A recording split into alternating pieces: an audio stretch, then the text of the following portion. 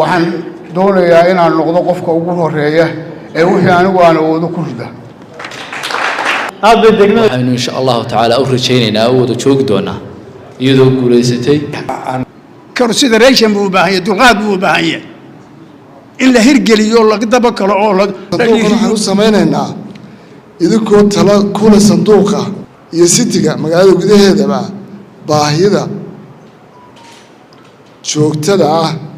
ee ay leedahay eenu samaynaynaa qorshe waxaa maanta si rasmi ah magaalada Berbera ee xarunta gobolka Saaxil looga daafuray sanduuqa horumarinta degmada Berbera kaasoo loogu talagalay maalgelinta mashaariicaha horumarineed iyo xoojinta adeegyada bulshada ee degmadaasi. munaasabadda daafurkan waxaa ka soo qayb galay wasiirka wasaaradda dowladda hoose iyo sidoo kale horumarinta magaalooyinka,